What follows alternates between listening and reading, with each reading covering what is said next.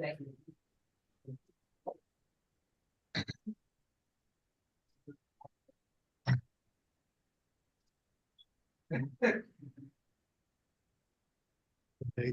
I think it's saying that we are recording on YouTube now. And Mhm. I'm just gonna record on.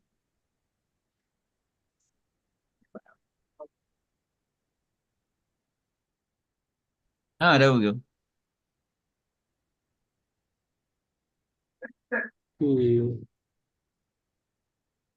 Hi everyone. It's saying that we are recording on YouTube now. Hi everyone. Welcome to Poetry and Prose.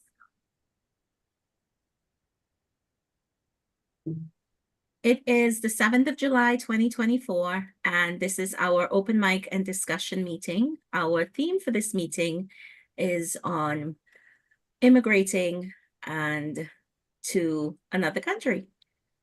And it's the unique thing about looking at immigration from this point of view, it'll be told from the point of view of the person that's immigrating. So it's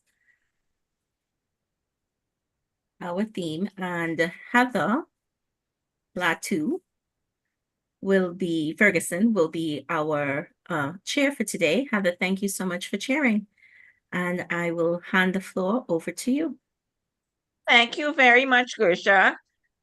You know, Trinidadians have immigrated in droves overseas. You know, there's now quite a diaspora in almost every country in the world, including the Antarctic. My cousin, Stephen Yaminali, has spent time there.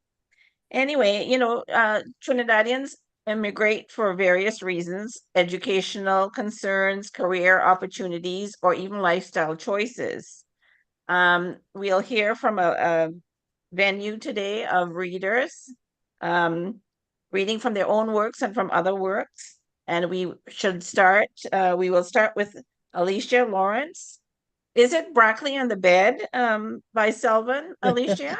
Yes. Good afternoon, everyone. Listen to me, people. I was trying to get my hand on a copy of the book. Now, I knew this story from secondary school. We did it as a literature, as one of the books, one of the stories in literature. And the story remained with me. So I am going to basically tell it rather than read it, because I didn't get a copy of the book at all. And so I'm going to do that. And then I'm going to do a piece that I would have done on migration a little earlier today as well. All right. Of course, Broccoli is the main character in the story. He left Tobago to go to England. And of course, he was running away from a situation where a girl named Tina, you know, they wanted him to get married to her. And Tina was what we would call in Trinidad here, kind of pumpkin vine family, you know, so a distant kind of relative. And so he decided that he was going to run away, you know, and go to England. He's there living his life, enjoying himself. And he gets a letter from his aunt telling him that Tina is coming to England. And of course, he says, no, no, no, no, I do not want her to come. But by that time, of course, she was already en route to England.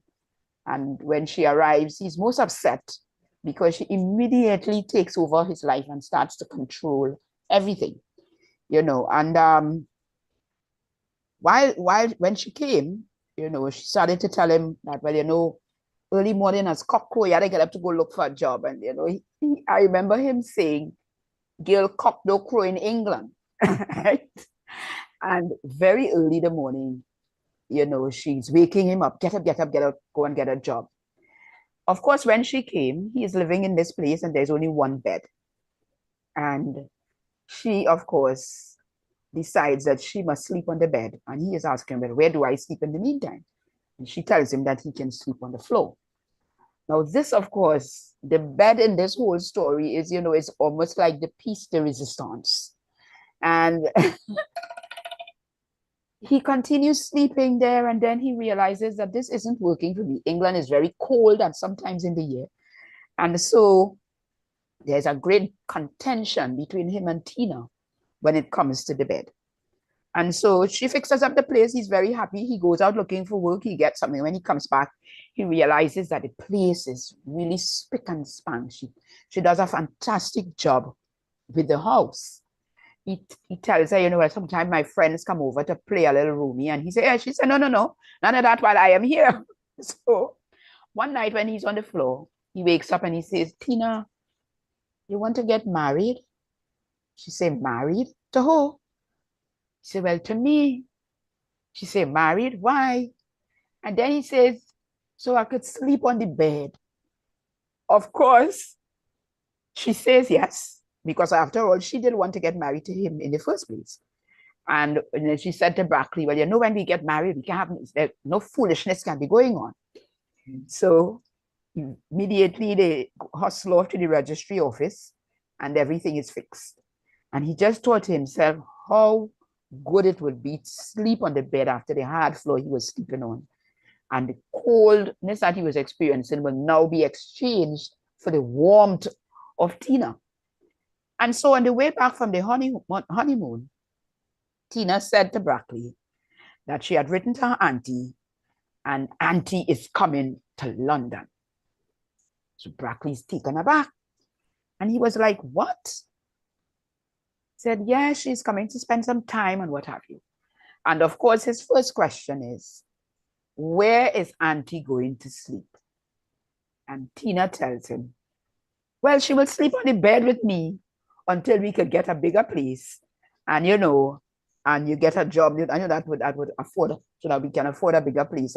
But she will sleep with me in the meantime. Of course, I can just imagine, and that's how the story ends. I can just imagine how Brackley is feeling, but this is one of the biggest setup I ever get in my life, because he would have agreed to marry her so that he could sleep on the bed. And now that is not happening at all. So it is one of the stories that I would have loved in secondary school from Samuel Selvon. I've read quite a number of his books and I really enjoy them. He's one of my favorite local artists, writers. And Brackley and the Bed, that story of migration, running from one thing only to find yourself still in it and then not getting the best deal at the end. So that's Brackley and the Bed. I'm going to do my piece that I would have done this morning. I just sat down and I wrote a piece on migration. I do poetry. And so here goes. Birds migrate to warmer climates when it begins to get cold. Retirees move to scenic areas when they get too old. Migration may mean leaving the fold of safety and going to look for your pot of gold. Some migrate for better education, some because they are facing persecution. Others have migrated to participate in infiltration, to stamp out human trafficking or gang extortion. Migrants come in various ethnicities and diversities, all looking for better opportunities. As they traverse from place to place or cities to cities, they may even be running from emotional insecurities. Children migrate from their fathers and mothers. Lovers migrate from their significant others. Some sisters have never seen their brothers as migration took place through adoption papers. The greatest migration is the migration from sin, leaving the citadel of Satan for the kingdom of the heavenly King. After escaping the clutches of this evil fiend, may your migratory flight be an overcomer's win. Whatever the reasons persons migrate, be it economic, education, or as a result of faith, may this migration bring a bountiful plate of blessings that will only satiate your heart's desire as you move forward and away, because turning your life around is no child's play. So may migration bring happiness and a better payday, for at the end of it all, you have the final say.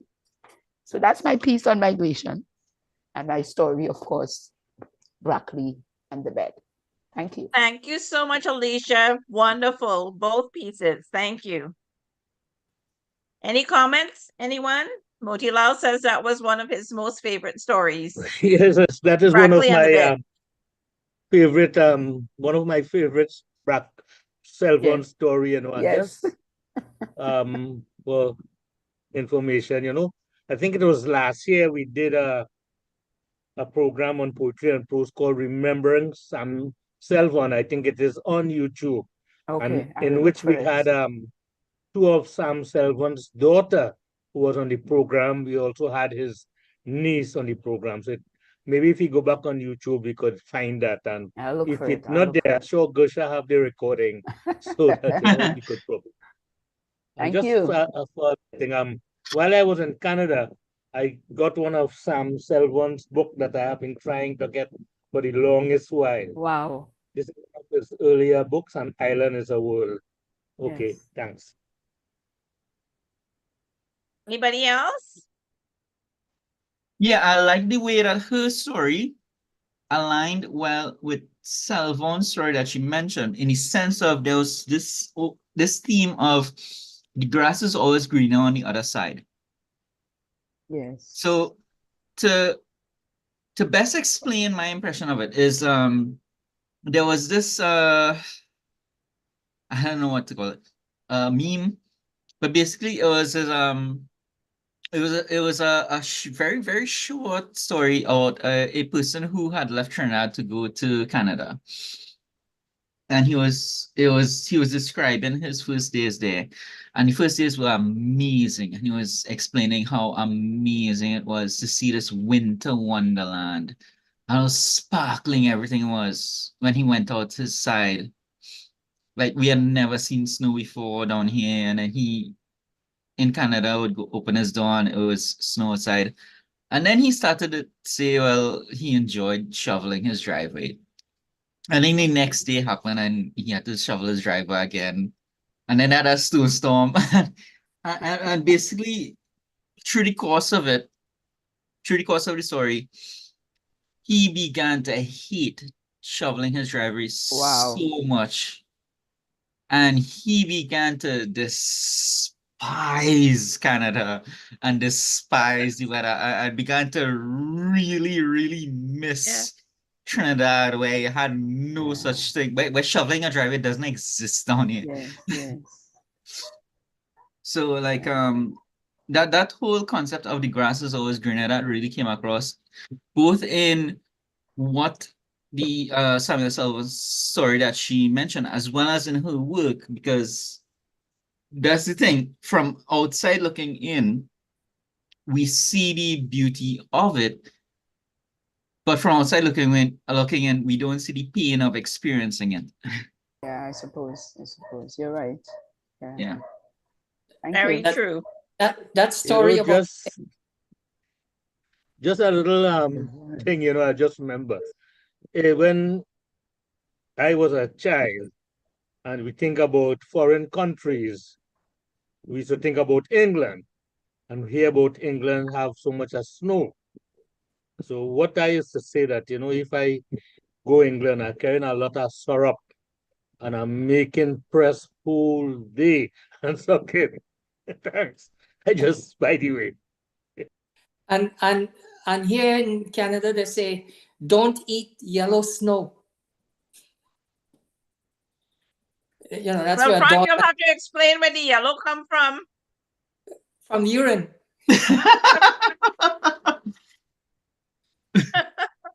They said don't tell the little kids don't eat yellow snow.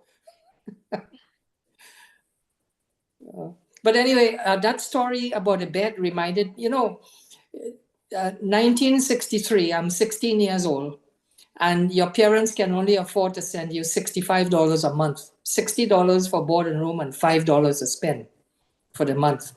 And so 16 years old, I landed and stayed with my cousin who rented just a single room. And it turned out the first night he had a girlfriend. So we all had to share a bed just for that one night. So that story kind of brought things back to me that way.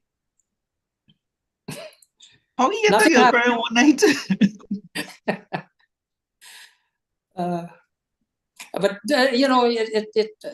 it raises many anecdotes. I never thought of it, but there are quite a few anecdotes of people who have emigrated from Trinidad to Canada, and we share a number of those stories. That could be a book of short stories and talking about different people's experiences, and they're quite funny, most of them.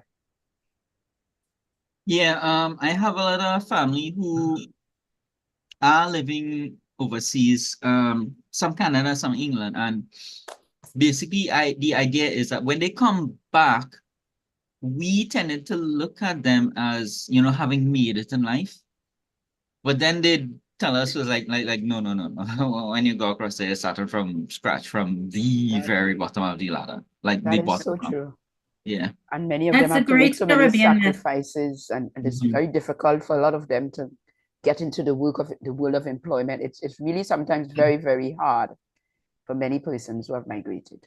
Mm-hmm.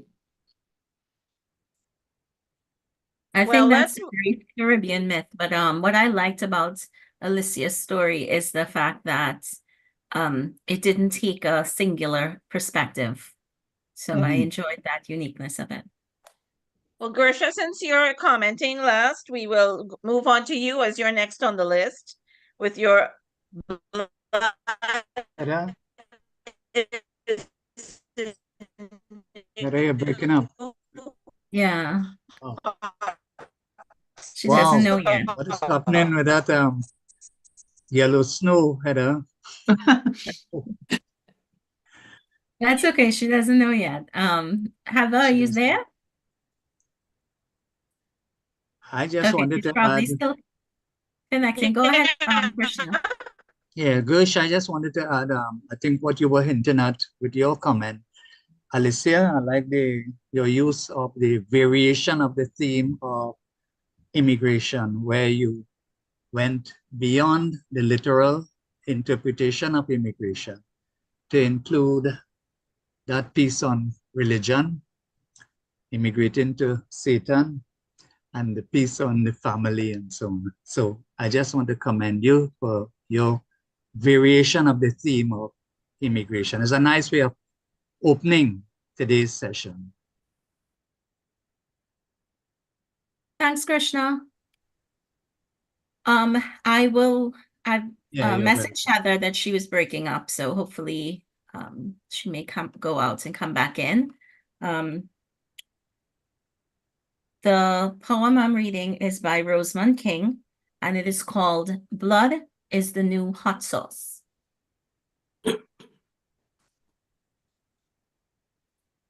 Sweet, salt, bitter, sour, their umami is blood, ours. Blood is the new hot sauce, bottled condiments, sold behind glass at whole, paycheck served with tiny spoons by request at exclusive tasting, menu joints named after tools, or the least known cuts of meat. Knew it was coming. After fish head and oxtail, once thought trash for immigrants, now served hot. Knew it was coming after bone marrow and brains. And that's the piece. And I Wow. thought, yeah, I liked it because the poetic form in which it's written in, it really, every word there is meant to be there. And it didn't go into a story. It didn't go into from a certain person's point of view, but it told so much about gentrification and how our food that was once looked down upon is now the newest thing. And I thought it was interesting. Any comments? Yes, very nice. And I remember as a child having blood pudding. I loved it. And then when I realized what it was, I thought, oh my God, I actually ate that. But you know, I still eat it today. It's delicious.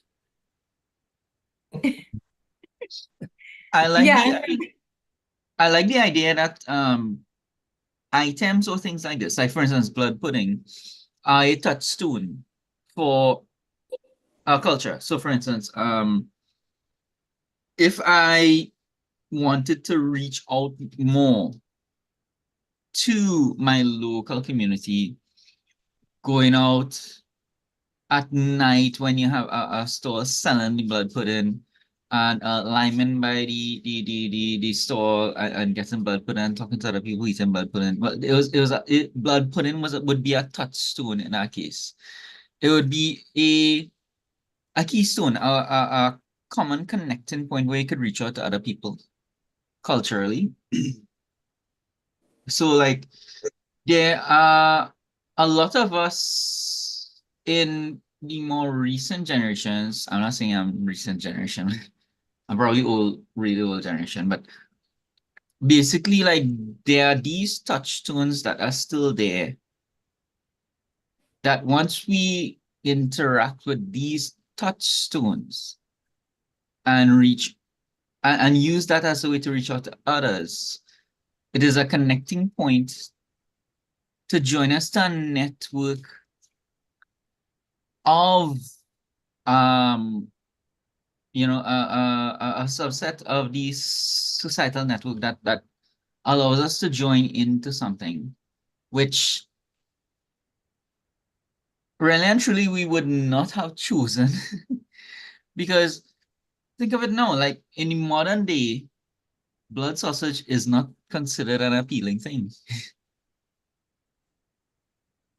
But So I think the poem is stating the opposite, that now it's considered fine right. dining. No, right, you're correct. Like so what happened was that when the generation changed, it was no longer considered an appealing thing. But now it's considered vogue. So now we're at a point where we have how do you call it, influencers coming to Trinidad and highlighting some of our traditional foods, which our more recent generations have kind of distanced themselves from, but now they are going back to it because now it's kind of come back into the highlight. Is that a good thing though? That remains to be seen because it's a really recent development. Yeah. Yeah, I have a love-hate relationship with this food channel. I'm not gonna say its name. They show how to cook Caribbean foods. And the Caribbean, it's many islands with individual cultures and individual food. A Guyanese wouldn't make curry the same way a Trini would. So, and now, thanks to that, there's so many people out there making it, and they're just lumping it as Caribbean food, or just lumping it without actually, Yeah. it's becoming a bit of a mix-up. Yeah, But you know, because Trisha, years ago, I had a dear friend. We were talking about oysters. Now, I love oysters, and I love them cooked, and I love them raw. Little lemon juice on them, and I love them. I'm not talking little ones like you get around the savannah now. I'm talking about really big oysters. And I remember Bob saying to me, I wonder who was the first human being that ever thought eating an oyster. Because when you think about what an oyster looked like in the shell, in the first place, you have to pry this shell open, and it gives you who first thought of that. And then you look at this very slimy looking gob of gray material, and yet oysters are eaten all over the world, and they're delicious. Yeah. But whoever first thought of eating an oyster? I did. I was interested in that because it's like there's a lot of things we eat and think of as normal that when you think of it are really, really weird. So like I mean nowadays we have at different parts of the world people eating insects as a delicacy. But in reals it came from a period of time when people were starving and it's like that's all they had to eat.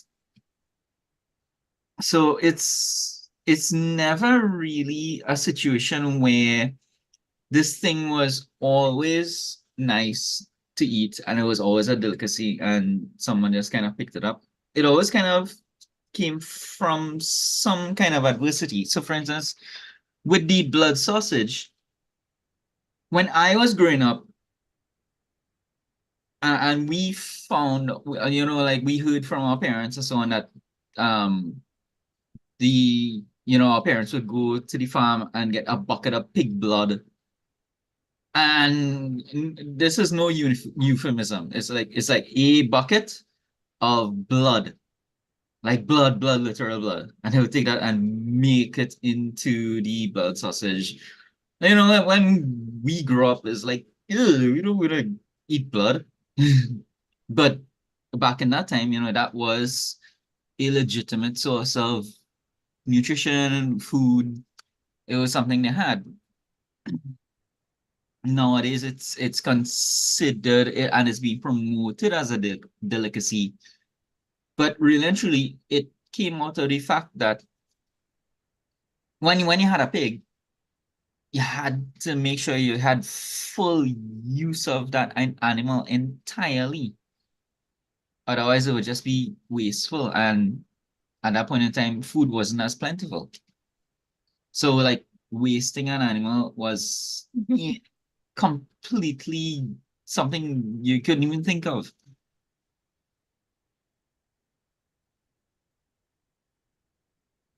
Yeah.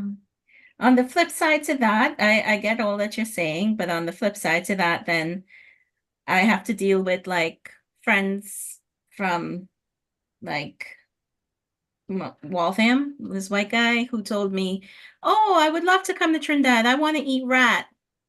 Oh my God. Oh, God. So He didn't have it's to come one to thing Trinidad, to, right? yeah, it's one thing to put Exactly. it out there, but people tend to be really naive, and they tend to think as the immigrant as just one thing, so he probably saw that somewhere on some channel about someone traveling abroad or one of those foodies, and it's out of America, so that's what he thinks. Well, actually, that kind of plays into my poem that I'm going to read next, Well, let called me Sugar. introduce you. I'm going to introduce Heather. I would like to introduce Hey, Heather. Heather. She will be reading for us Sugar and the Bigoted Bank Manager. Heather, the floor is all yours. Thank you. I guess we're going to address food again, in the form of sugar. And this is from a little piece I had written, a little prose piece with the poem to follow. There are many challenges for the Trinidadian who emigrates to foreign, one of which is forming friendships with those born and bred in the countries they have adopted as their new home. Countries like Canada and the United States in particular are so vast that not only are they comprised of several time zones, the sheer variety of cultures that inhabit their land masses makes it difficult to present a cohesive character to the newcomer. While major cities like New York or Miami in the United States or Toronto or Montreal in Canada have lately achieved the true melting pot status traditionally enjoyed by Trinidadians, attracting the majority of immigrants who might find others of their homeland with which to connect, the more rural parts of each country often poses a challenge for the newcomer. When my family emigrated from Trinidad to Canada in the 1970s, I came to the small city of Moncton in the province of New Brunswick. Here, the locals tried to figure out where I fit in. Among the only people of color in the area, I found that many people's prejudices and perceptions prompted ridiculous questions and comments that ranged from amusing or annoying to downright insulting. There were questions like, where did you learn to speak English so well? Or is it true that you people live in mud huts? Or I thought you wore grass skirts. Stereotypes became the order of the day, even among so-called educated people. Once my mother attended a church supper where she was approached by a well-meaning person who took one look at her brightly colored dress purchased at the local mall and said, "Oh, I see you're wearing your native cloth." And once I attended a teacher staff party where the principal, drunk to the gills, saw my husband drinking from a bottle of India Pale Ale, which is made in Nova Scotia. And he looked straight into my face and declared, "Everything made in India is shit." He need only have asked to find out I was not from India, although my ancestry is Indian. From that day on, I always looked the other way when encountering this man in public places. He would never be worth my time. Problem often lies in people making assumptions rather than asking questions. This was a problem I encountered in both the workplace and in so-called friendships, two areas which became problematic for me personally. I found in both these two crucial areas all was good if I knew my place and did not appear to know more or be better than my white counterpart. Nowhere was this more hurtful than in my friendships with white people.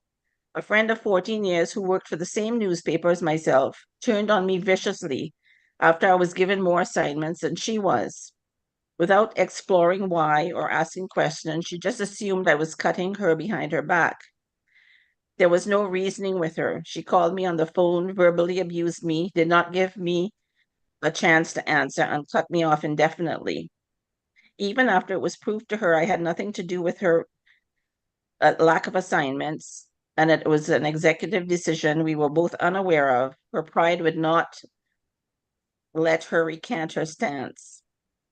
And it is here I am reminded of another uncomfortable truth, that brown people commit crimes. At another staff party, a teacher played a game by hiding another guest's prized possession, much to her consternation. In trying to find the perpetrator of the joke, the teacher in question pointed to me and said, "She did it, she's Black." This was not an isolated incident, as frequently brown people are followed in stores. I vividly remember a party of 8 family members visiting Prince Edward Island one summer. Between us, we had 12 university degrees, 2 retired school principals, 6 teachers, and a journalist. We were uncomfortably followed around the gift store by a clerk who had a high school diploma at best, or was a school dropout at worst. The irony of it all. Then the friendship at the center of my poem, another attempt at befriending a person with a sense of superiority that knew no bounds. She was a school dropout at 12, an unwed mother at 19, and a reformed drug addict. She had to fact check me on everything because I was not possibly educated enough to know even basic information. We had a conversation on weight loss that prompted the entire sugar intake debate over stevia versus sugar, and the information gleaned from the internet followed. I was insulted and appalled. Needless to say, my foray into cultivating friends who respect and accept me as an immigrant has been abysmal, leaving me with more than a little disappointment and anger. This is my poem called Sugar. Stevia comes from a plant, she said, defending its non-fattening qualities. So does sugar, I replied. It is a grass. Then across the internet, she sent reams, pictures and texts of sugarcane from the god called Google, as if I didn't know. She, the guru of self-help culture, who never really got to know me. My whole existence in the West to do with sugar, the transport of my people like cattle across an ocean, to do the bidding of the white man, getting rich on their backs. That plantation mentality, alive and well, persisting into this friendship, Black-white condition, underscoring relationships still here into a new millennium. It is I who saw the cane fields almost daily, saw the bull carts filled with sugarcane stalks on their way to Eugene, smelled the acrid smoke and felt the pungent ash falling like black rain swirling against the red sky. It is I who sucked the sweet juice from cane stalks and felt the thick molasses coursing through my veins. It is I who witnessed my people, worn and weathered, trudging homeward at day's end, men in tattered merinos, women with heads tied, toting cutlasses and scythes, feet bloodied by molten sugar, hardened into weapons sticking up from the ground like shards of broken glass. The irony of a truth too huge standing between us, that great divide. I being Black, forever the student, in spite of my degree, and she being white, always the teacher, in spite of being a school dropout. That even though I am more than the sum of all her parts, I am the slave or servant who should know my place and not appear to be more or know more. So we live in our separate realities, like two spheres spinning, each in time to our own music, however discordant. There is no synchronicity between us, no meeting of minds. Me knowing, she not knowing how by her own design she betrays herself. The end. No. I'll stop here, Gershia, with this poem. I won't do my other one until everybody else has read because of the time element. No problem. I really enjoyed it. I really, really did. And it's not just a black and white thing, because coming back to Trinidad, there were people that I knew that I thought were my equals and treated me as an equal. And somehow becoming a returning national and living in the Caribbean, um, somehow that took away in their mind. I didn't notice it initially, but as we would speak, and they would always ask me to qualify why I was saying certain things, and it's like, I've always been smarter than you. What are you talking about? I had someone ask me one time. I was telling them, they described going to a writer's workshop. And they said they went to this writers' meeting and everyone didn't speak. They just sat around and wrote. And so I explained that, yes, that is a valid writers' meeting. It's a type of meeting where writers meet up. If they have deadlines, they can't get it done. It helps them focus, and the purpose of the meeting is to write for 2 hours. And he turns around and he says, "How do you know that?"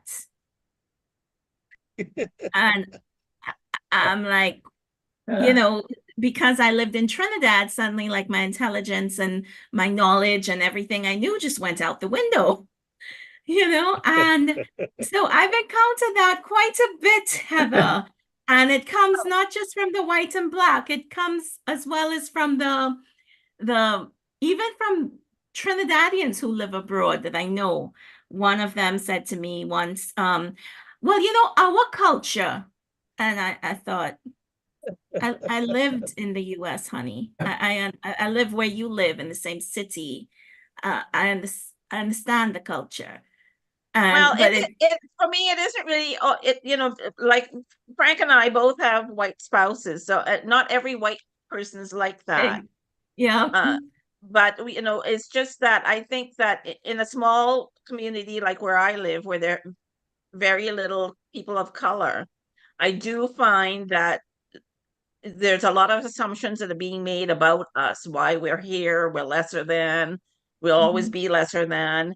And so it's that kind of thing. It goes beyond the black white thing, really, but Yeah, that I think so. certainly is a part of it. Yeah, I think so. I know don't think people it's can be just a that way black and white. everywhere.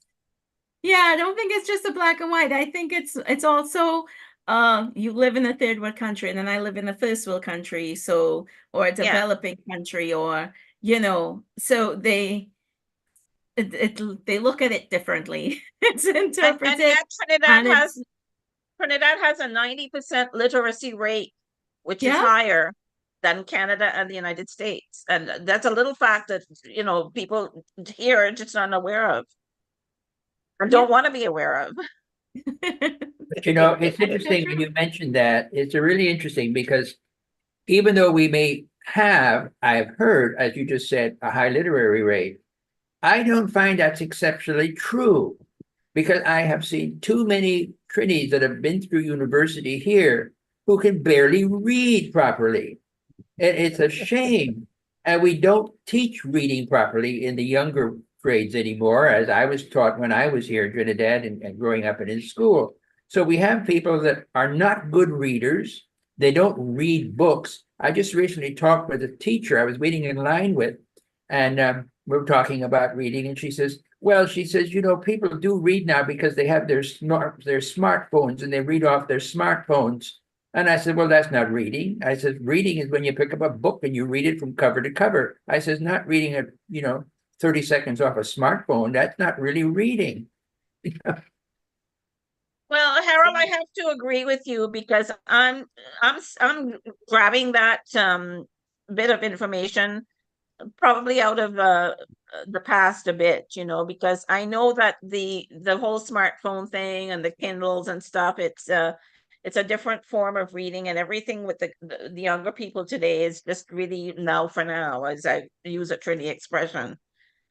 So yeah, I do agree with you. I know our teachers used to stand there with the little ruler to rap our little knuckles there when we were not paying Yeah. attention in class. And Right. Yeah, yeah, yeah, and they can't do that anymore, you know. yeah. That's too bad. Anyway, we shall move on. If Althea's in the house, Althea says her video is not working, but she had 3 poems to share with us. Althea, can you at least speak? Can you hear me? I can hear you, yes. So you can go Okay. ahead. Okay. Okay. I have 3 poems. So the first is called The Returned.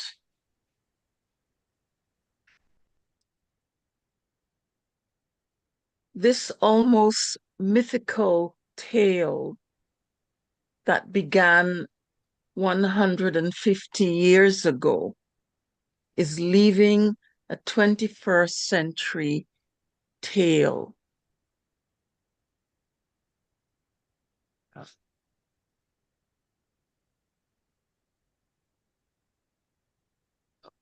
Let me start again. The Returned, and Los Cocolos is the name of Afro-Caribbean people who immigrated to the Dominican Republic. So Los Cocolos is the second name. This almost mythical tale that began 150 years ago is leaving a 21st century trail. It is about what we learned from our fathers, about what they said about our mothers and grandmothers, fathers and grandfathers, uncles and great uncles, going back to times we do not know, times alive in the stories we heard. Our British West Indian ancestors, not happy with their lot, set out to change their fortunes in the land of merengue, bachata, and salsa. Not wanting to stray too far from home, they passed up on Cuba, Panama, Belize, Venezuela, and swarmed like ants to the sugar industry in Santo Domingo, where they would in time be labeled Los Cocolos. In time, screwed social and political laws, sharpening like machetes, would cut the darker skin down to size. They saw their fields of dreams slashed stalks in sugarcane fields, and navel strings calling, looking back from where they had come. Some began to uproot themselves from a century-old abode to seek their ancestral home. They returned in a new yet old land, must learn again the language and ways of their forefathers. A tight embrace does not greet them all, for they have become strangers to their kin. Some, not sharing their DNA, are suspicious, see them as invaders, and have declared them to be threatening, foreign-tongued job snatchers. So my grandmother and her brother immigrated from Antigua to the Dominican Republic in the early 1900s, and their family members who immigrated in the 1850s. And so my father was born in the Dominican Republic in 1914. But we still have contact with our family members there and family who returned to Antigua in the 1980s. Okay, so the second poem is called Pocket Empty, Head Full of Stories. Old man Ronald used to go away on seasonal journeys to fulfill his dream of streets paved with gold. He dreamed of pockets filled with greenbacks and saving money for a Cadillac. The street not so golden, he brought back stories about wearing 2 pairs of trousers, 2 sweaters to warm his bones, while harvesting cranberries and cherries in Wisconsin and stripping down to his brown muscled frame to pick oranges in Florida's fields that spread way beyond his eyes' reach. But Old Man Ronald is remembered for people lining up in his front stoop. His viewmaster was a village theater where people paid to watch pictures of places he claimed to have been: the entire state building, the White House, the Grand Canyon. The picking season became history, became part of our memory. The Cadillac remained his dream, and the Viewmaster a past sensation. Later, like his neighbors, Old Man Ronald paid $1 to watch black and white movies on TV in someone else's house, paid $1 to live in other people's dreams. The last poem is called Forthright. We always said Auntie Nellie was forthright, fell off the family tree too soon, went her own way, disappeared out of our sight, off the island's horizon, until her return from Santo Domingo.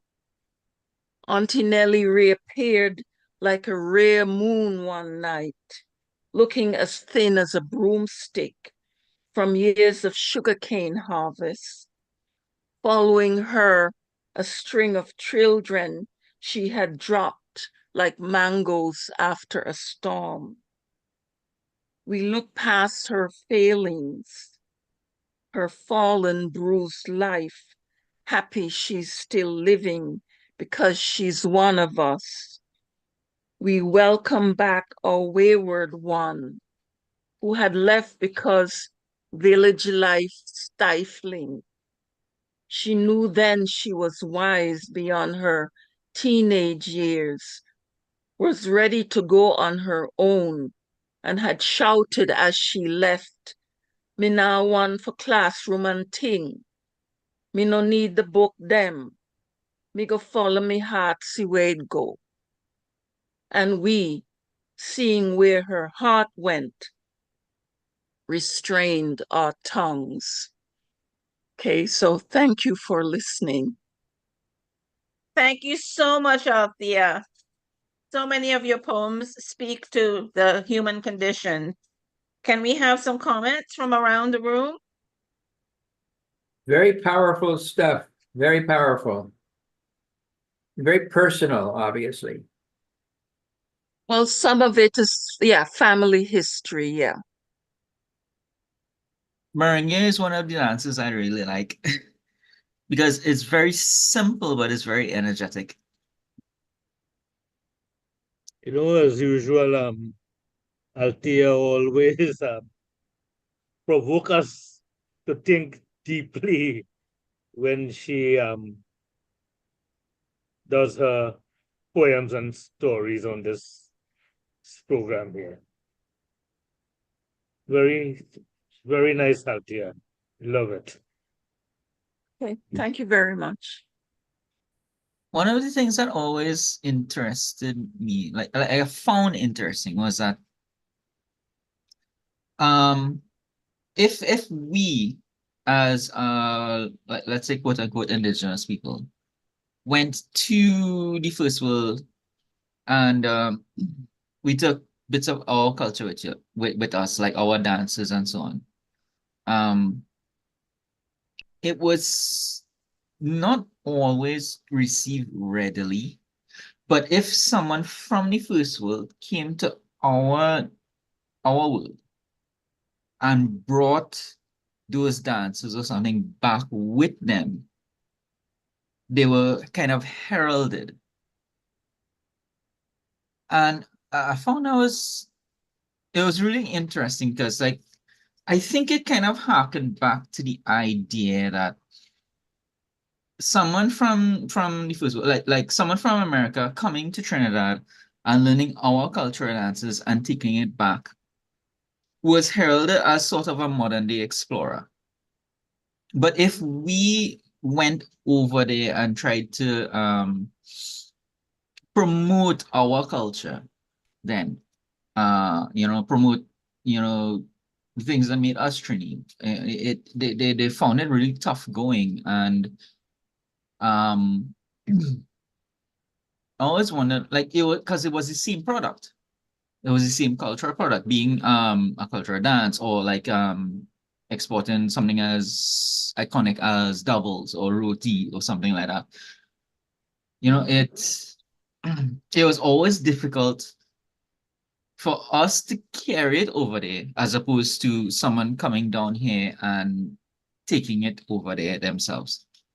Well, it might have been difficult, Darren, but it's been done. I think that people from Trinidad are very persevering in their culture. So they, we've got Trinidad Carnival in August in Toronto. It's a big thing. There's Notting Hill Carnival in England, from the West Indian community, and in New York as well. So little by little, we have brought it over. It has been embraced, and there are people that don't know anything about Trinidad but still enjoy these festivals. They've taken it as their own almost. An Pardon? An extreme example is, somebody mentioned before that you find Trinidadians anywhere in the world. And I knew of a teacher from Trinidad who got a job teaching Eskimos. By the way, we don't say Eskimos because it's a derogatory term, but we know them as Eskimos, but they call Inuit. This teacher was teaching in the Arctic, teaching Inuit, and introduced steel drums to them. And you had a whole bunch of Inuit, a whole bunch of Eskimos playing, they had a 6-member band of steel drums, and it was well received. And even though I complain about the where I'm living, there was a steel band here one time because a high school teacher had gone to Trinidad and learned how to play, and then brought it back for his music students as well. So yeah, it can be done, and it has been done. So the world's a different place now. But yeah, I could see what Darren's saying, because I think that maybe during the Windrush generation, where a lot of West Indians were going to England and really had a hard time assimilating there, that what Darren's talking about may have been the case. But West Indians are very perseverant in their culture. So yeah. And actually, Canada on the whole, the bigger cities, there are little areas that are like completely East Indian, completely Chinese.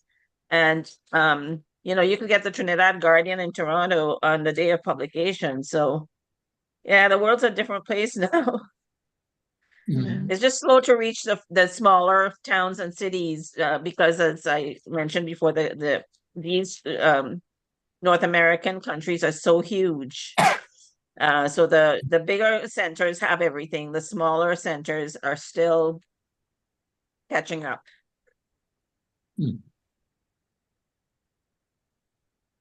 Anyway, maybe we will move along to Motilal. He just came back from his first visit to Canada. He was in Toronto, so maybe he can tell us a little bit about how he found how he found his visit.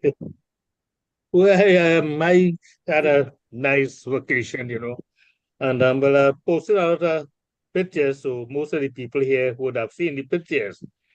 But there's one picture that I noticed that hardly anybody commented on, because where I was staying, right in the middle of Toronto, in the town center there was this gay pride um, parade, and they had blocked off the streets, and I could have looked out of my window and see people, but I did come out, and there was one picture I posted there, among others, of that particular day, where they had this table with all this different paraphernalia, and I was really expecting some comments on that, but I noticed that our people, they're too conservative. They didn't want to comment.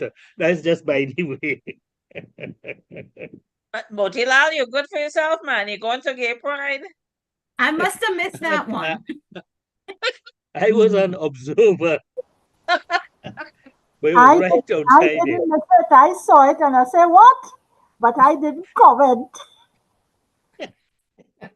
Yes, it did. Actually, they were giving out samples. I didn't take any. Samples of what?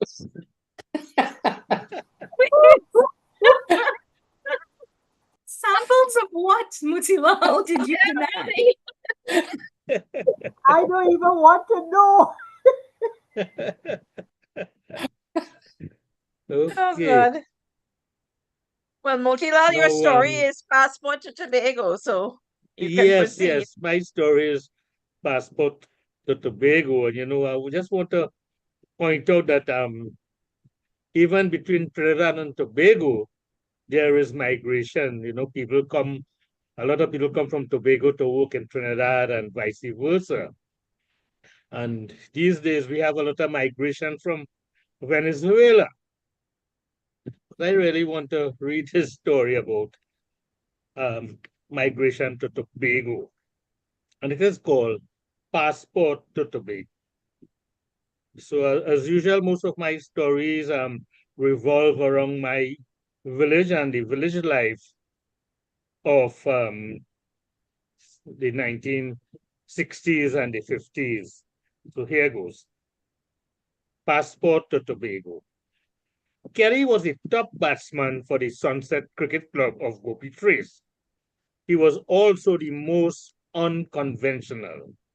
He had no pretty strokes like the rest of his teammates who attended coaching clinics at Skinner Park in San Fernando, learning the elements and theories of cricket. Instead, he was what is known as a straight whopper, keeping his eyes on the ball and swinging hard, and more often than not, hitting the ball over the boundary, in the lagoon, or over the road on top of Badan's rice mill. While most of the team were teachers, civil servants, or work at Texaco or TNTech, Kelly worked with his cousin Sonny, planting watermelons, bodi, pumpkin, and other vegetables and selling in the market.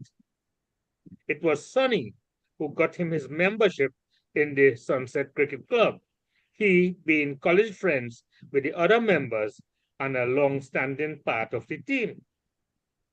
Now, the residents of Lower Gopi Trace viewed the Sunset Cricket Club as hoity-toity, and while membership was not restricted, they felt better served tending to their vegetable and rice holdings. Sometimes they grumbled that the Sunset Cricket Club was for friends and family, and their children were not given an opportunity to play. Still, they celebrated its achievements and felt proud of those who had risen out of the lagoon, educated themselves, and become successful. One such person was Harry, who was captain of the team. At birth, he was given the name Mukesh. As he was dark, his grandmother, who came from India as an indented laborer, named him Hariya. Hariya being Hindi for pot. While, like most boys of his time, he helped in the lagoon with his parents, he paid attention to his schoolwork. When he passed his school leaving exams at the Penal Presbyterian, he changed his religion and became a pupil teacher and later a full-fledged teacher. He also changed his name, and Mukesh Bisram became Ari Bisram. Whenever the team met for after-match drinks at Boise's bar, and Harry became tipsy, he seemed to forget his past and made fun of the less privileged guys, especially Kelly and Huggins. Huggins was a bus conductor who was stingy and seldom contributed, while Kelly, with his small salary, could hardly do so. Harry thought himself a comedian and would make jokes, putting them down. He never got tired of telling the story about a baby who was born without brains and became a bus conductor or a market vendor. While Huggins laughed, seeming not to care, Kelly silently vowed to improve his position.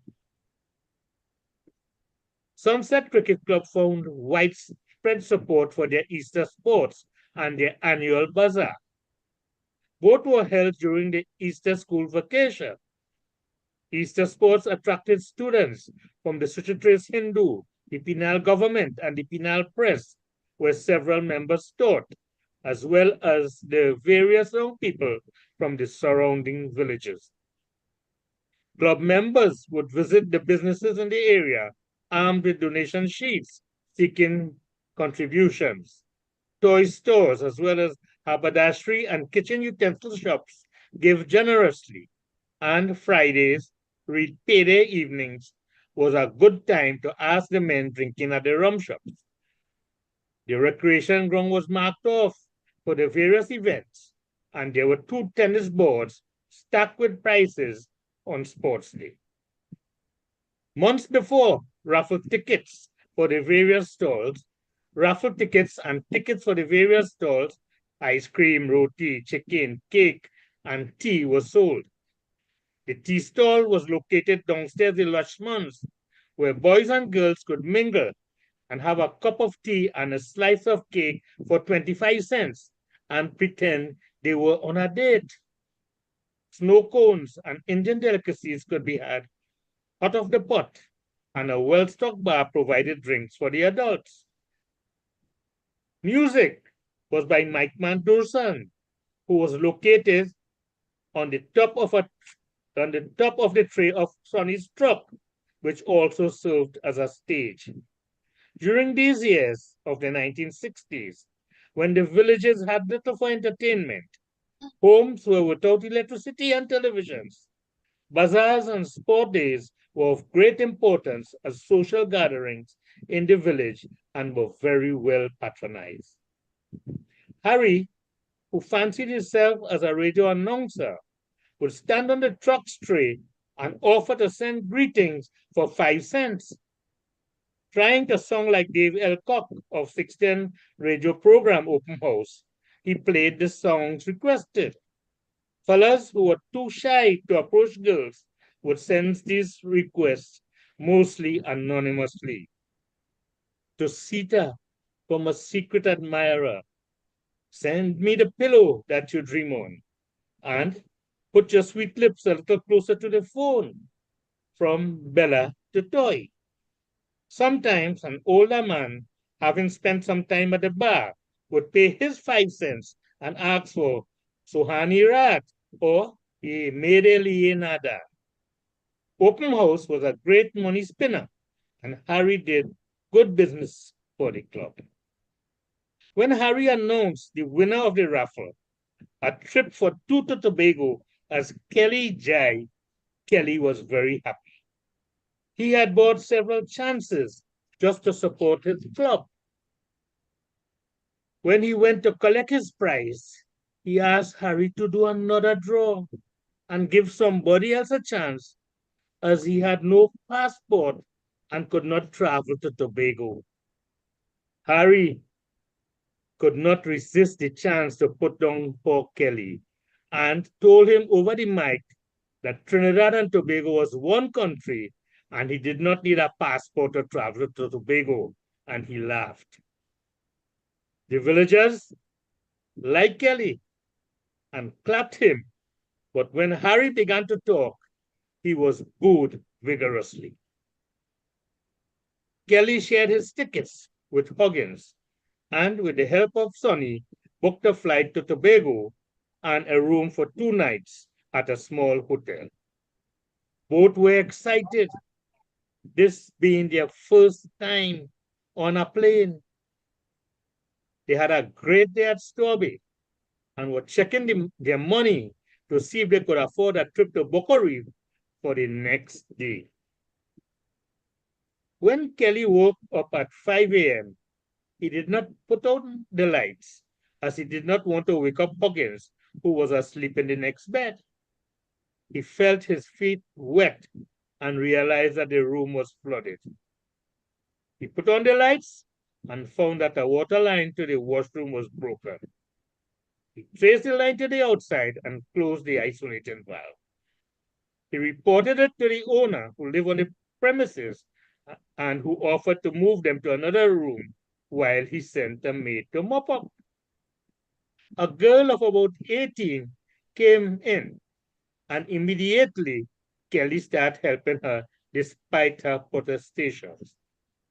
No problem, said Kelly, who thought she was the most beautiful girl he had ever seen. Later on, when the owner came, Kelly noted that he could fix the broken lines if he got the tools and fittings. The owner obliged, and when Kelly told him he could also do carpentry and masonry, he offered Kelly a job. When Kelly asked about the maid, the owner remarked, "You like she? I'll go fix you up." Kelly and Huggins got tickets for Boca Reef and Island Pool, courtesy the hotel. The next day, Huggins packed his bag to leave for Trinidad. Kelly packed his to go to the workmen quarters. He felt that his heart and life now belonged to Tobago and the young Tobagonian lady. He began to woo her, and she responded. Later on, they would marry and stop working at the hotel, opening the first roti shop in Tobago. Now, when Kerry looked at his passport, he sees visas for USA, Canada, England, France, Spain, and many other countries. He, his wife, and 2 children go for vacation every year. This year, they plan to visit Nigeria, from where his wife and sisters came. Maybe one day they might even visit Trinidad. Thank you. Thank you, Motilal. Always your stories are so entertaining. Any comments? Moki, good story. And I have to comment on your hat. You always wear a great hat, and I'm wondering if that hat came from Canada. Actually, this hat came from England a few years ago. Ah. I have about 12 hats, so I don't need to buy any more.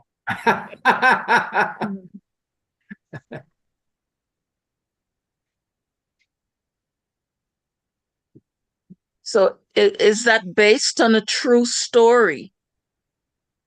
Yes, it is, as most of my stories revolve around incidents that happened growing up in my village in Pinal there. So okay. Yeah, I had a feeling that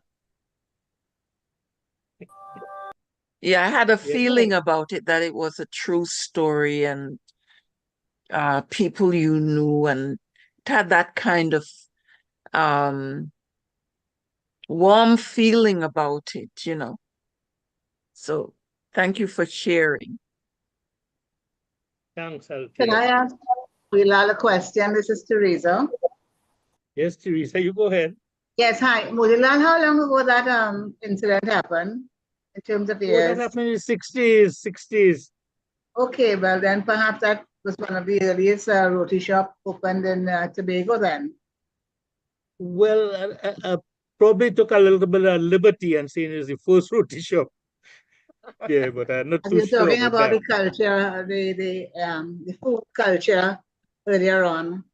So perhaps Yes, at that perhaps point might in be, but time, I took a little liberty in saying it was the first roti shop. But I do know that from my visits later on there, and that it was they did a roti shop there. well, it's been one of the early ones if they opened it, I suppose. I'm not sure about that. Okay. Well, Um, Harold, you're on next with your story, Bliss and Granted Wishes. All right. Well, before I start to read, I should say that this is entirely true. It's based on two people that I knew from the time I was a child. They had an interesting life, living to a very old age, in which he eventually acquired Alzheimer's and forgot everybody and everything. But I wrote the book because up to the morning he died at the age of 99, he never forgot who his wife was, recognizing her and her alone out of all the people, even the people who took care of them every day, always knew his wife. This story comes much earlier in their life when they were asked to be tour guides on a tour trip around the world by a mutual friend. And the incident that I'm going to relate is an absolutely true event in their life and what happened. And it is also about migration, but I believe you'll find it's more about the migration of a soul rather than going from country to country. So here is Our Bliss and Granted Wishes. Deidre Walsh had been a friend of Sophie's since their days at the university.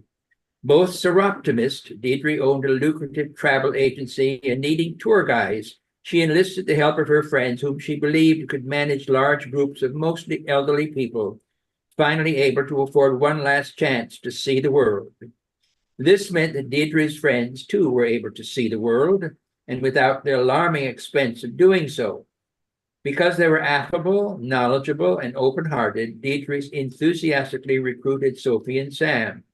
And in the summer of 1962, they sailed away as Pied Pipers on a world cruise, which took them to Alexandria, then on to Cairo by an excessively overcrowded train. At dawn, they rousted out their elderly charges, and on camelback, they experienced the pyramids and the Great Sphinx at Giza. Rollicking ride, said one old gent. Nearly killed me, said another, but glad to have done it. Almost as much fun as fighting with my wife. During those cultural excursions into ancient history, the oppressive heat and thousands of desert flies caused many in the group to wonder whether seeing the world was worth the inconveniences.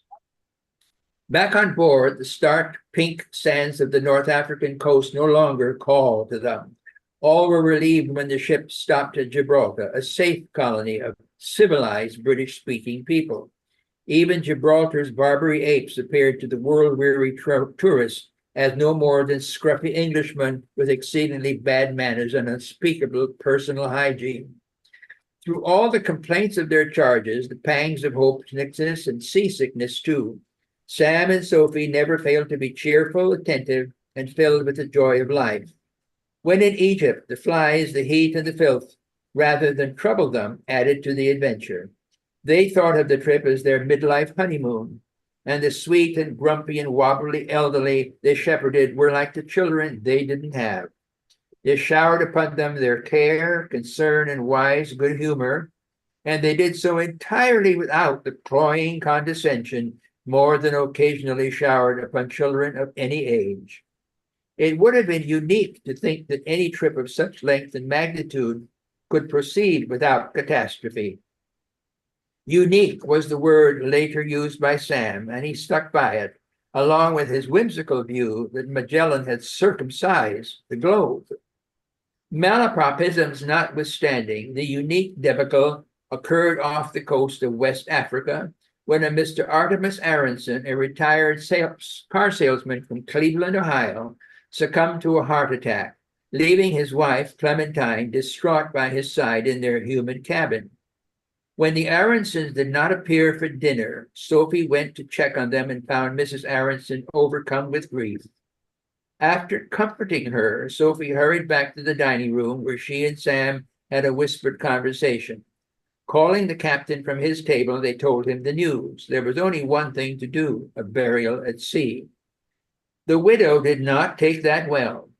Mr. Aronson had a burial plot in a fine Cleveland cemetery, as did she. All arrangements had been taken care of years ago. Good money had been laid down, contracts signed.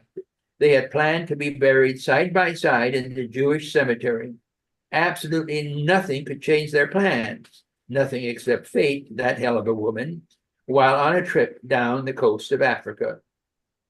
Why, oh, why had they come? What had possessed them to spend good money and the remaining time they had to venture forth on something as foolish as a world cruise? It was all their daughter's fault.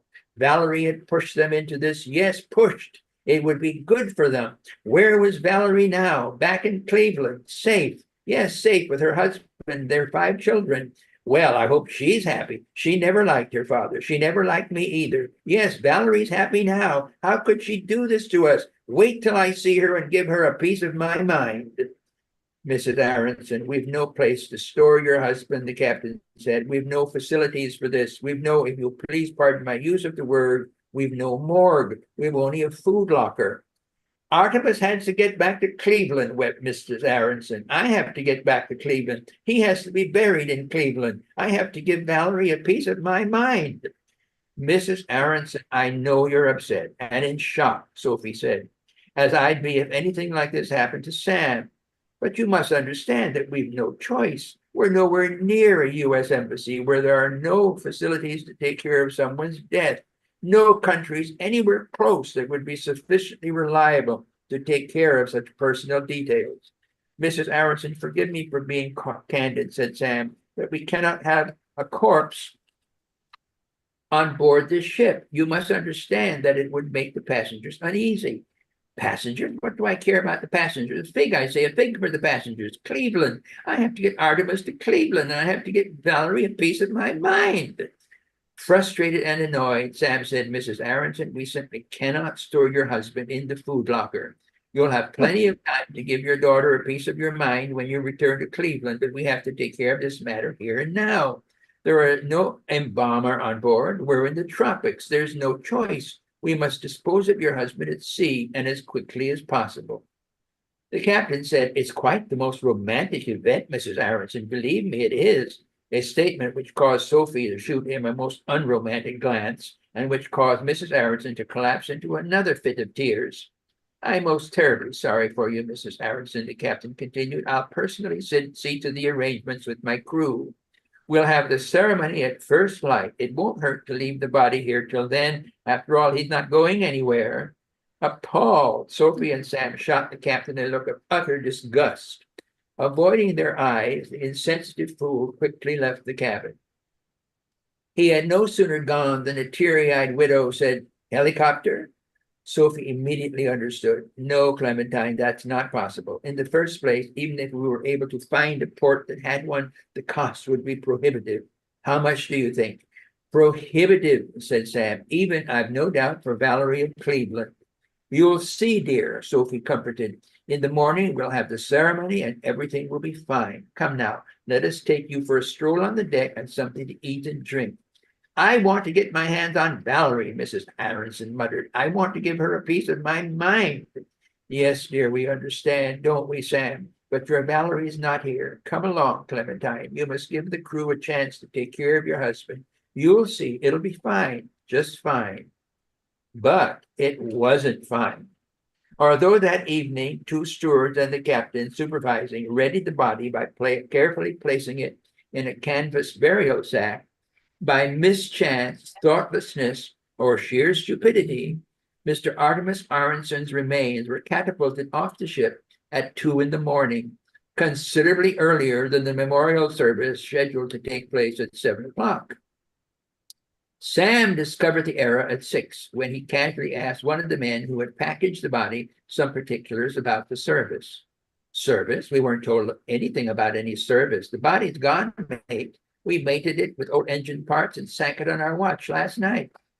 Sophie, immediately upon hearing this news, said, Valerie's got enough to answer for back in Cleveland. We'll find our damn fool captain. We'll have to find another body to bury at sea. What are you thinking of doing, Sophie? Chucking our captain overboard? Tempting, Sam, tempting, Sophie said, but unfortunately not an ethical option. When found, the captain was eating a hearty breakfast in his cabin, and when told, he seemed more upset about the interruption than the glaring fact that he had a memorial service to perform in less than an hour, but no body over which to perform it. I'll just have to tell Mrs. Aronson what happened, he said, a remark which so shocked Sophie that she almost slapped the fool. Holding on to Sophie's striking arms, Sam asked, have you another burial bag?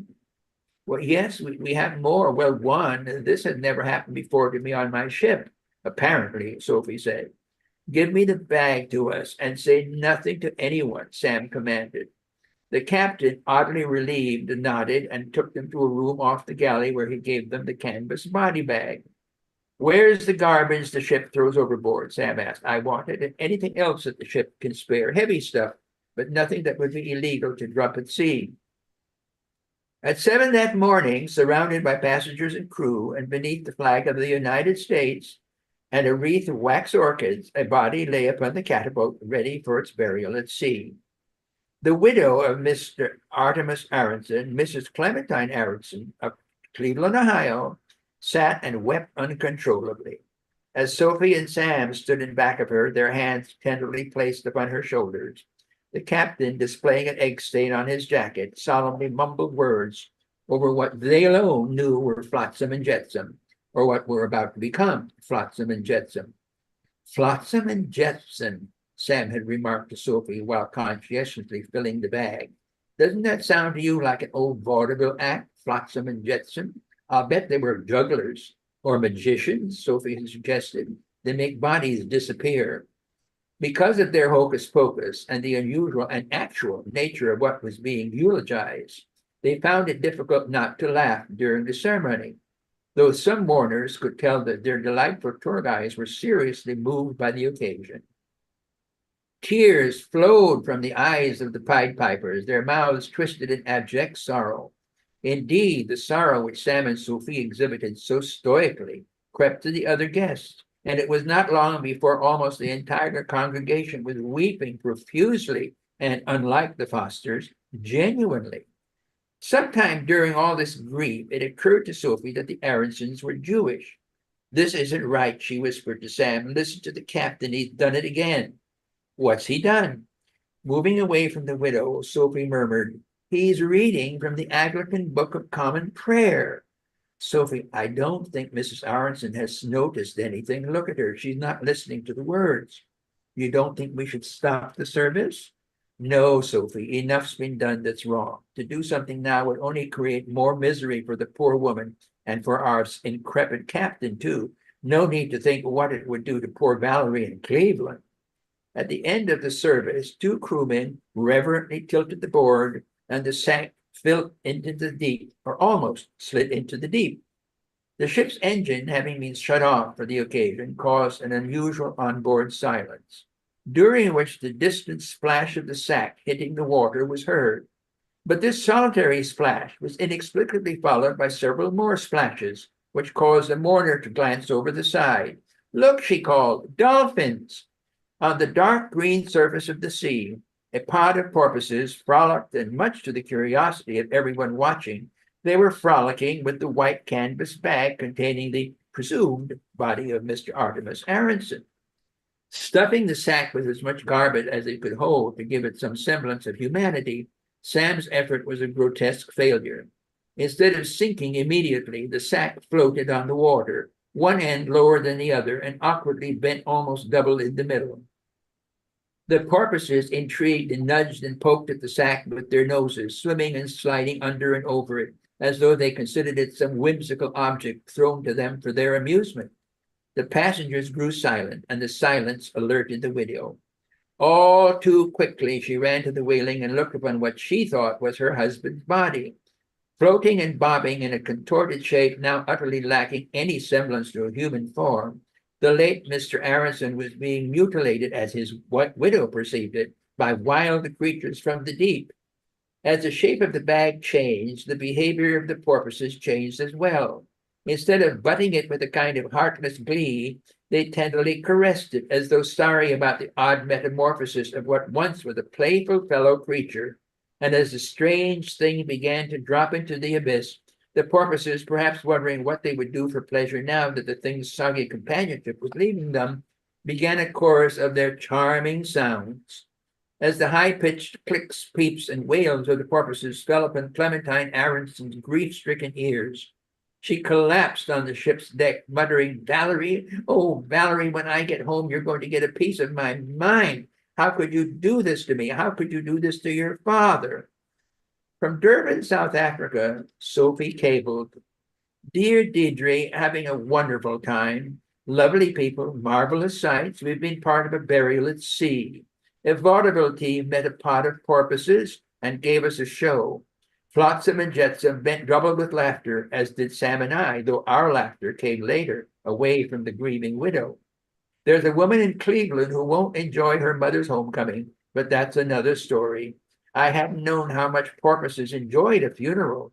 They really are just like people. Affectionately, Sophie." And that's from A Bliss of Granted Wishes. Thank you, Harold. Amazing story. And true at that. Totally true. Well, we'll open the floor to comments from everyone. That was Althea lovely. was wondering about the legality of throwing a body over board for a cruise ship. Yeah. Well, they really didn't have any choice, did they? This was 1962. But And is well that off part the of it coast of true? Africa. I don't think they need to be worried about police. But was that part of it true, or just poetic license as a writer? No, that actually happened. That actually Oh, happened with the okay. porpoises and everything. Oh, yes. Yeah. Yeah, Mm. interesting. Yeah. Wouldn't they have to make a report to the police that someone died on the ship? Well, I'm sure that would have to be done, yes. But, Yeah. considering where they were at the time and they had nothing else, they really could do nothing else. Yeah.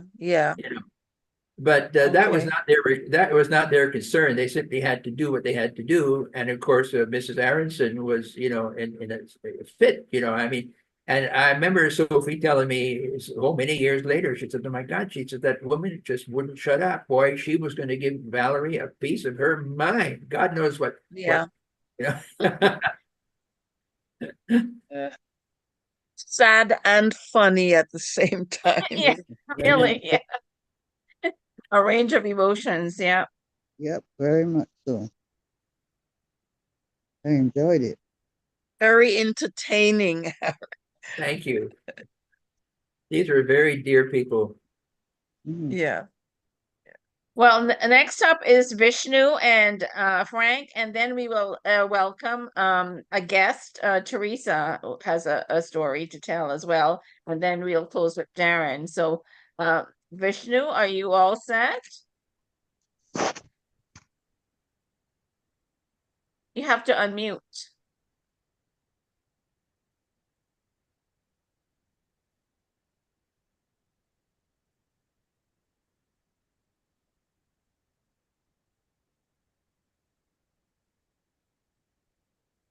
Vishnu, unmute. Yes, I did. Yeah, Didn't I? There you go. yeah, you're okay now. Yeah. I planned to read 2 poems, but one is not about immigration or anything like that. So I'm just leaving that aside. So I'm getting one called An Incident in a Car Park. Caught in 2 words. Should I leave Yank singing? Should I walk my in-laws to their car? Manners make it man, I remember.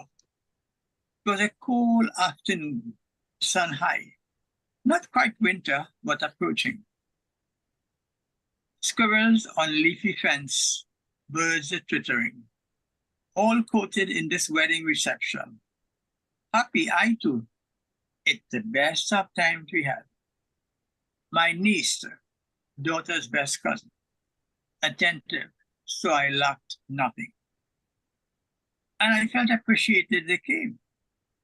As we stepped out of this warmth, the car a distance under a maple tree, until a cold, icy easterly breeze swept across. The coldest I felt, colder than icy rain in Jimmy Caracas. Seized my hairless head, a shock to me. Automatically, my hands plastered my head. Anxiously, I waited, hoping they slipped into the car soon.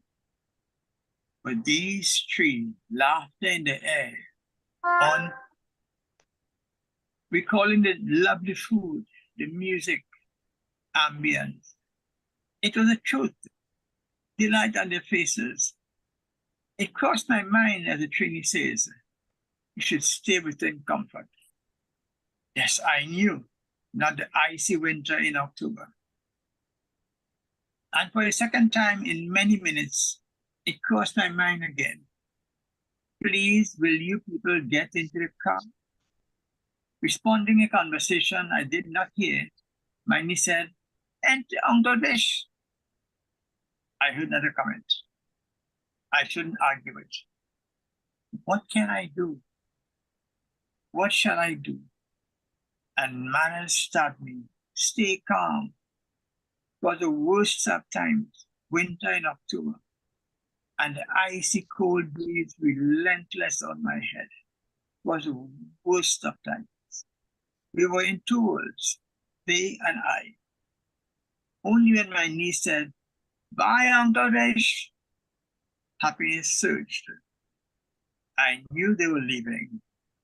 Believe me, it was the best of times. Okay, that's a piece it actually fitted in with my relatives here who are Trinidadians living in Brampton.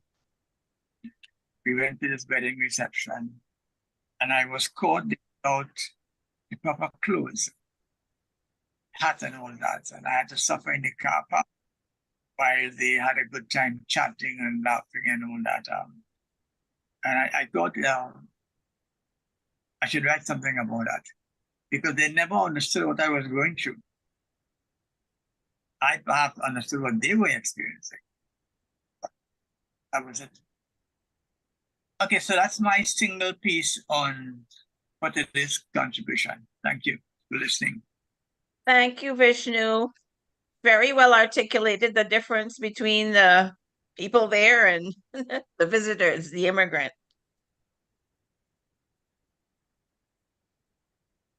Any comments?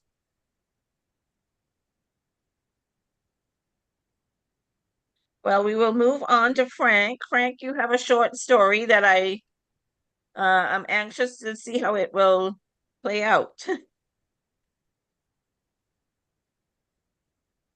Well, first of all, I should say that I've noticed, especially the point that Darren brought up earlier, that there are two sets of social norms. One, before the advent of email and internet and TV shows and so on. Back in the 60s, and this is the setting for this story. Back in the 60s, there wasn't anything like internet and email and whatnot. And so the social mores, the social norms in Trinidad were quite different from that of North America. Today, it's about the same, people speak about the same things and so on in both places. So when somebody left Trinidad and emigrated, say, to Canada, they may come with certain preconceived ideas, and they were shocked as to some of the differences. So this story, although it's influenced by a true story, it's a story about a lady, a very intelligent lady, a very smart lady by the name of Beatty, but who was semi-literate. She never had a chance to go to school in Trinidad. but she didn't have a diploma on the wall, but she was very smart. And she was recruited by one of the Canadian missionaries to come to Canada to act as a domestic, to look after an elderly man who had dementia. And she was really abused, really treated almost like a slave. So this little part is when she first arrived in Canada. So here goes. She was sick in the airport on arrival, so they sent her to the hospital.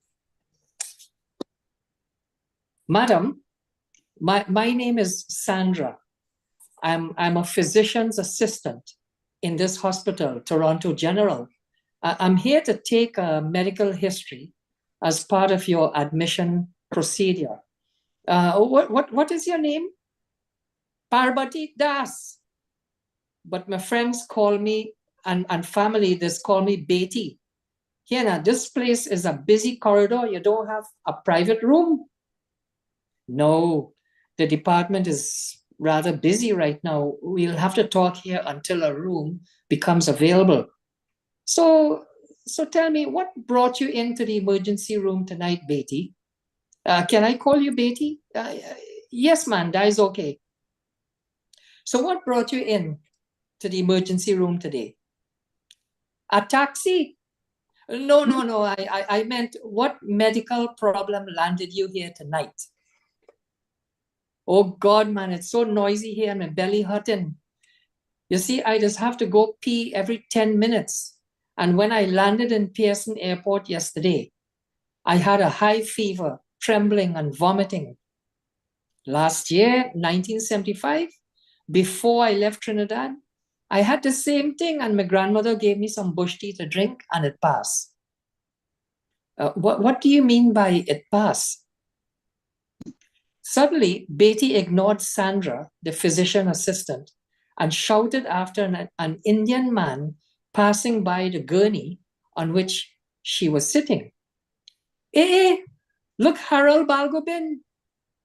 Betty shouted and pointed at the man, a face she recognized from Moruga from a long time ago. Harold, she squealed. Hey boy, I ain't seen you since 1959. You're up here too? Sandra interjected. Ma'am, please pay attention. Yes, but I see that man in 16 years. I didn't know he was here in Canada too. Harold slid to a halt as he slowed down from a brisk gait, like all the others, patients, visitors, nurses, doctors, and hospital personnel, all heading to their respective destinations in the emergency room with a briskness that heralded the urgency of their purpose. Harold, surprised at seeing this semi-literate former neighbor, his babysitter from long ago, in this setting, ignored the history taker and hugged Betty. He said, Hey, Betty, what are you doing here? Boy, I just landed in Canada and I get a job as a domestic. I take in at the airport and they send me here. Betty collected herself and said, Hey, what are you doing here yourself? You sick too? Harold said, No, I am working here. Orderly? She shouted. Nah, doctor, Harold admitted. Sandra had enough of this banter, a lingo she hardly understood. She interjected, Dr. Balgobin, do you mind? I'm having some difficulty understanding Miss Das here. How do you know her? Well, when I was a little boy back in Trinidad in a village called Moruga, Betty here used to look after me, a babysitter, if you will. She lived next door to us. Betty interrupted. Boy, I migrated here yesterday. Harold, Dr. Balgobin, realized Betty had a lot to learn if she was to successfully integrate within the Canadian milieu. He seized a teaching moment to explain to Betty that using the word migrate wasn't appropriate. Well, Beatty, I would suggest not using migrate this way. You see, when you leave someplace, like when you left Trinidad, you emigrated. Harold emphasized the M in emigrated. And when you arrive at the destination country, you have immigrated. Again, he emphasized the im prefix. Beatty said with an air of frustration, but all are we in Trinidad to say migrate? Harold explained, I know, but the word migrate is mainly used to refer to animals that move from one place to another in large groups, like migrating monarch butterflies and migrating wildebeest in Africa. Beatty said, well, when could we use migrate when talking about humans then? She appeared to be intelligent and bright, without a diploma on her proverbial bragging wall. She caught on fast and appropriately asked the question. She was momentarily more confused than frustrated. Certainly, one can use migrate when referring to humans, but only when there's a mass exodus, like in early humans leaving Africa and populating other parts of the globe. So it'll be appropriate to say early humans migrated out of Africa. Beatty said, boy, I had to use all them big words. Okay, then I emigrate from Trinidad and I immigrate here yesterday. Harold just smiled accommodatingly. Sandra butted in.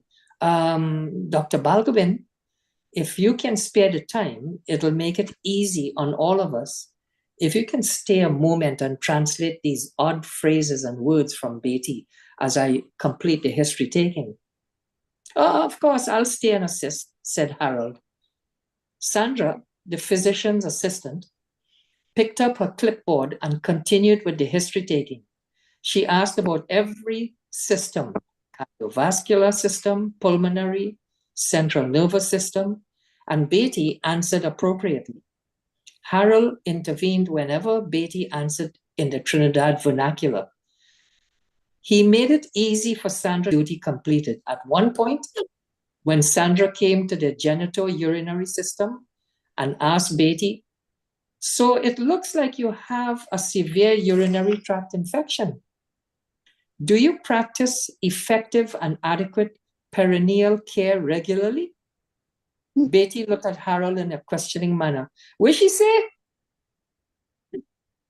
Harold said, she wants to know if you just wash your kunkutungs on a regular basis. Well, why she don't say so?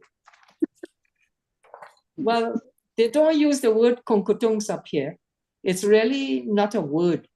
Oh, Beatty indicated a full understanding that the Trinidadian patois wasn't appropriate. So what she say again, perineal? No, Harold explained. She said perineal care. The perineum is the area around the genital organs and the anus. Sandra, anxious to get finished, asked Beatty, so are you sexually active? Beatty innocently replied, no, I just lie down there quietly. Harold quickly whispered to Beatty so as not to embarrass her. No, she wants to know if you have a man friend that you and him is be in bed on a regular basis.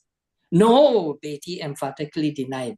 I don't do dirty things like that, not since my husband died 10 years ago.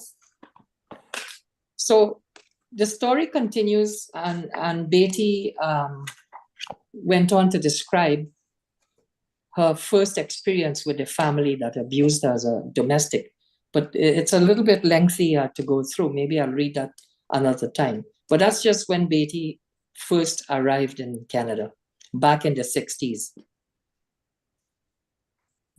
Thank you, Frank. When I read that story, it was very amusing, the Trini lingo and making yourself understood in a foreign milieu. It's accurate and humorous at the same time.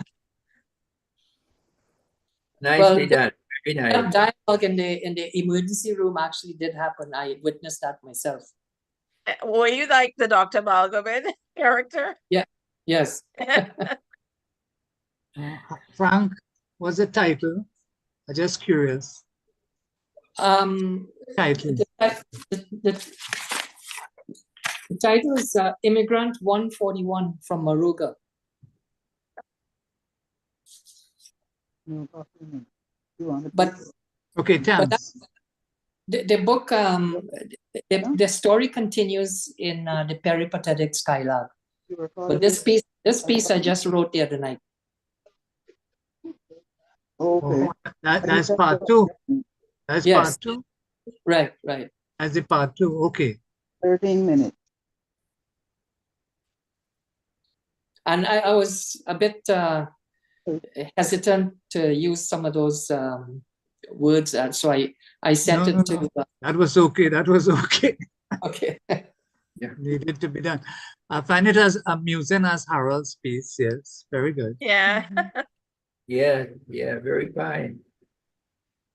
So is it a short story collection in progress, or is it going to be a novel?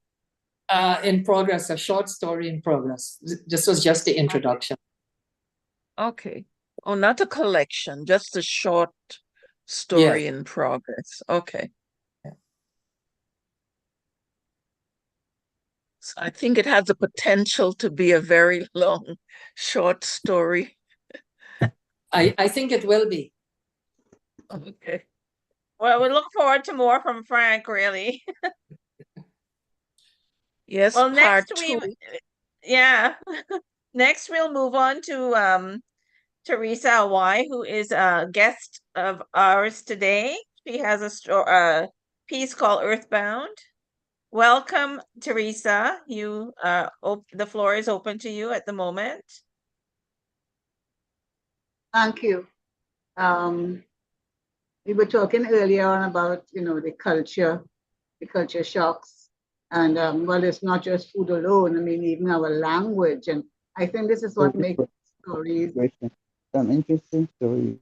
what make our stories so interesting because of the language choice. I mean, if he had chosen to use another word, for the particular area, it would not have been as interesting and entertaining as it is. So, lovely story. All right, so when I learned about this open mic, and I saw the theme was about immigration, and so I don't have a piece on immigration, about going to another country or whatever. So I had a poem which I wrote some years ago. This is the first time I'm going to be reading it.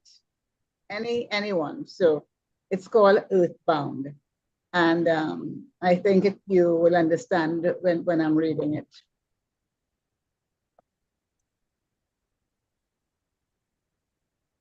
My eyes open, unfocused slits, squinting into a harsh glare of an alien world.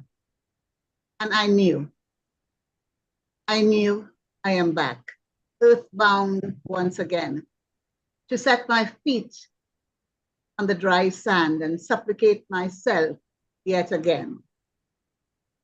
Housed in this body of clay, puny appendages rail against confinement. Wails of anguish erupt. How long must I endure yet another round in this hinder world, this brutal plane of existence? Cold hands receive me. The veil drops. Separation. My journey continues. End of this short poem. Thank you. Oh. Thank you very much, Teresa. Well, that's immigration at on a different level. Yes, it is. Nicely done, Teresa. Very nicely done indeed. Thank you, Aaron. Well done, Teresa. Are you related to Jeanette Awai? I have no idea. I married into the Awai clan, so. Okay, because she was with me in this Cropper Foundation's literary workshop a few years ago. I think she working somewhere in UWE. Okay. Married to family to my ex-husband, I suppose, and I don't know her. You know, when I was younger, there used to be a Conrad Awai. He had a store in Faizabad, and then he went to Yeah. San Fernando. That's the Awai you from? You are associated with? Yeah, that section. Well, yes, but I'm from the Hawaiis in Diego Martin, but Conrad was a cousin of my husband. Yes, there used to be a store in Faizabad, and I used to be selling in the market in Faizabad there, and they used to have this Conrad had a store in Santa. microphone and playing music and announcement. Conrad Awai. Okay, just small world. But from that is small. Teresa, I'm hoping that you could join us in the future. If you have more of your work you'd like to share. Well, yes, I can share some of my stories that I wrote in my first book published a couple of years ago. It's my memoirs growing up in Yeah. St. James, you know, Motilala, and some of those stories. Yeah. Yes, I do. Yeah. In Well, St. James, you we're said? look- Yes. Yeah, I grew up Yeah. in St. James, and Well, I was next door, just next door in Woodbrook. yeah. Yeah. Yes. Well, So were we're you- looking forward to hearing them. Yeah, if you join us again in the future. We're every 2 weeks. Yes, certainly. Yes. Yeah. So we have just about maybe 10 minutes or so left, and Darren is our last reader. Darren, you've got a piece called What's Next? Wonder if he's still here with us. Oh yeah, there he is. Darren.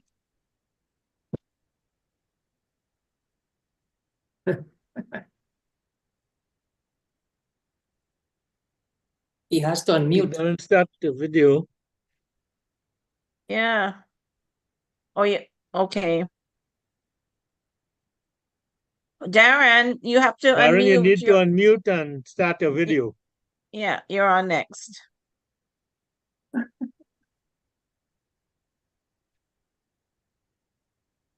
Maybe he's taken a break away from.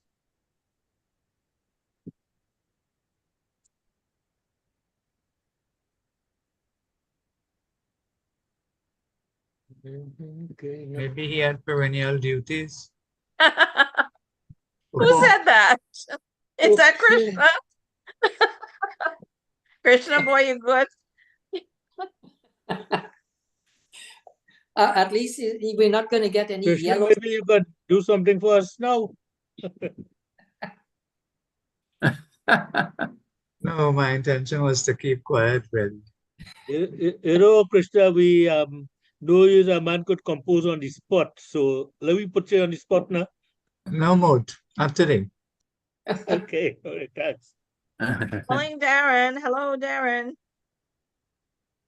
I see Sophia is here, and there's June Allen Miller. That's another guest. I don't know if you want to invite them, Heather. Yes. Yes. Maybe we can see if June has something she could want to share. June? Well, oh dear.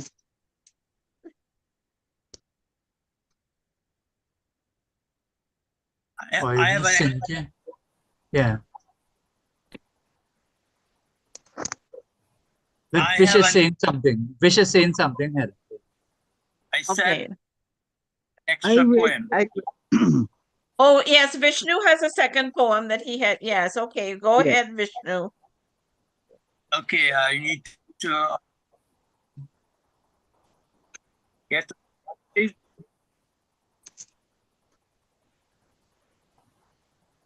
And you'll have to unmute. Yeah.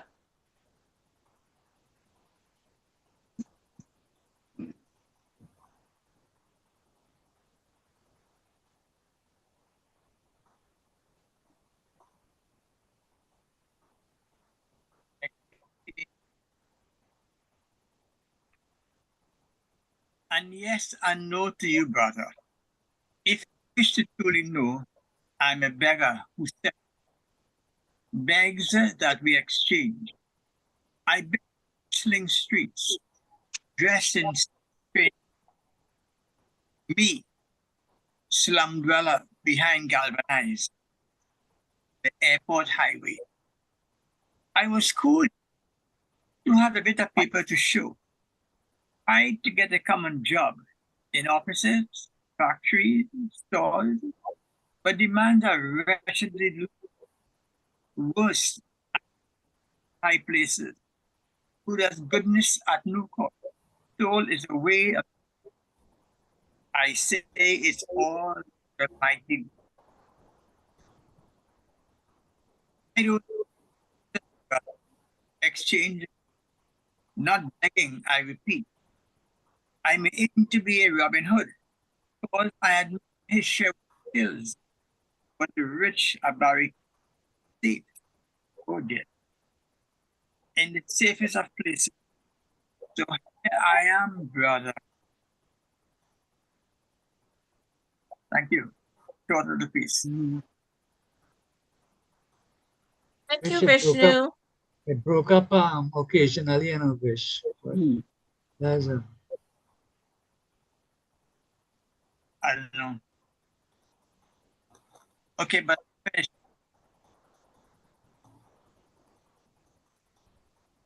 I see Darren is still on. Hello, Darren, are you ready?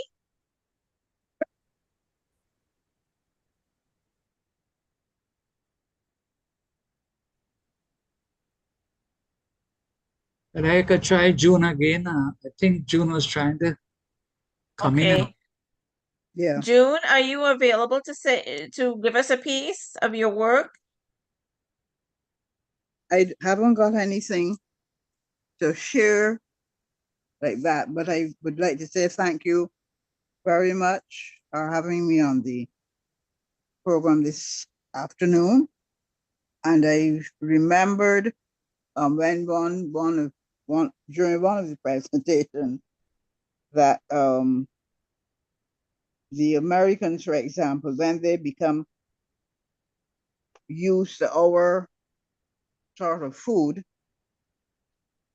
and you go to the grocery or whatever, the meat man or whatever, they push up the prices, because that came home to me with the oxtail. Oxtail used to be sort of thrown away and discarded, but when they realized that we were buying it up, the prices went up, and then of course they became sold on what we were offering. That was one thing. And I know, for example, the difficulties that people had in being accepted in England. They needed the nurses, they needed the transport people, but then they didn't want to rent them accommodation, and Right. life was difficult in the hospitals and so on for the nurses. But I think over time, it's taking some time up now, because we know about the Windrush situation, which was, I would say, governmentally prompted, where people were sent back to the Caribbean and so on. But I think over time, we will overcome. Immigration it has helped the families back home. Meanwhile, the persons who had immigrated did have a difficult time. But in time, we hope that things will change. Thank you. And thanks for Thank having me you. on Is today. Thank that you for is that a Barbadian accent I hear there? Yes, yes. Yes. So where are you now, June? Where are you living now? I live in Gun Hill, which is near to one of the signal stations which were used during the war. But I'm now spending some time with my family in New York. I came up. Okay. Yes, thank you. I used to live in Britain's Hill. All right, well, all right, fine. Yes, I I forgot have friends who something live there. there. Yeah. Mhm. So Nice. is Darren back from his little foray? May I just say 2 words while we're waiting for Darren? Sure. Those who didn't hear before, I invited June some months ago because June is a friend from my youth when we lived in Barbados. A few of you know that. And then the other thing I wanted to say was that I was looking forward to this session.